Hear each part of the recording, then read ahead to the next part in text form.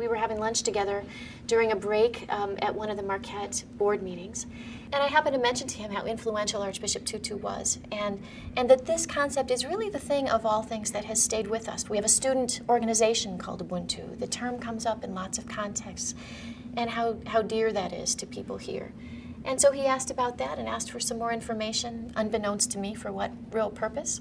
And months and months later, some of that floated back in all the wonderful things he had done with that, not surprisingly. And it was just a joy to hear about it. It was 2 to 3 weeks before training camp, and I still hadn't settled. I had a bunch of stuff, and I hadn't settled on anything that I thought that could connect our team together. You know, we had changed 9 of our 15 players, and we were going to try to win a world championship. And I thought we really needed something to connect us. And right when Stephanie said it, and the part a person is a person through other persons, right when she said that, I said, that's it. That's the word, that's the philosophy, that's what I need. I said it to myself. Stephanie didn't know I was saying that. And then, you know, it's funny, that night I went back and I just read and read and read, and I actually had my assistant call her and give her, you know, find more ways of looking it up and definitions and studying Bishop Tutu. And so it was a perfect philosophy for our team. It's really interesting because, you know, being a coach, you always think the way you introduce something the first time is the most important time. And so our first team meeting, I walked in front of the team and I said Ubuntu, just like that. And I said Ubuntu, and I said it again. And then I called the rookies up, Glenn Davis and a couple of the other guys, Gabe Pruitt. And I said, tomorrow, Glenn Davis and Gabe Pruitt and the other rookies are going to give a presentation to the team on Ubuntu. And you know, I think it was Garnett raised his hand, what is it? I said, tomorrow. And that's the only time we used it that day.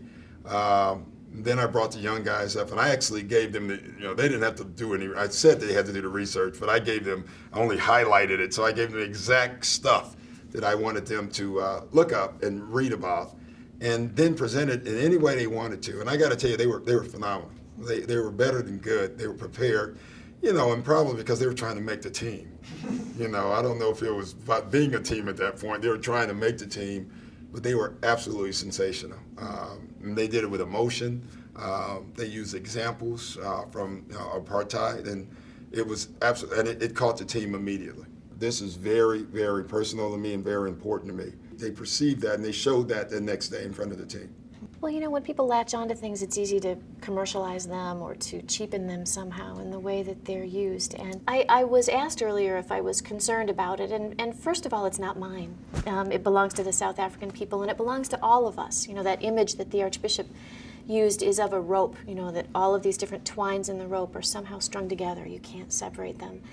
And I know he knows that. I mean, and so it was really wonderful for me to see the creative ways that he as a coach and as a person took a very tiny little seed of a conversation. This was not an extended talk we had about this, and really grew something so much bigger and more meaningful, and connected it with exactly what it is in South Africa and in the life of every person who's trying to be connected to others in deep and meaningful ways. Yeah, I was amazed how many times that the word helped our team get through tough times. You know, I would say 15 times easy during the season, instead of going over film right before the game, I would reread the definition to remind them of our journey and how we were connected. Whenever we brought in someone new, I would read the philosophy to them before they met the team. And then, you know, I just watched to see how it was going, and you could see they pretty much were integrated by the players right away because of that. And I thought it was really important. I thought it was neat, you know, in the fact that as the year went on, and Stephanie knows this, how many places you saw the sign in Ubuntu. Mm-hmm. And you know, it's funny, I started looking at it as bigger than us because I just think that it is a terrific philosophy. I wish we would actually use it in politics a little bit more right now. And I love seeing that. I love seeing in the Boston crowd, you know, in the middle of the crowd, you see these 20,000 people, and you see 15 people standing up with signs and just saying Ubuntu and believing it. And actually, they know the definition of it. And somehow this message is getting out. I don't know if this is the way it was intended to do it, but it's starting to leak out into normal society, and I thought that was good.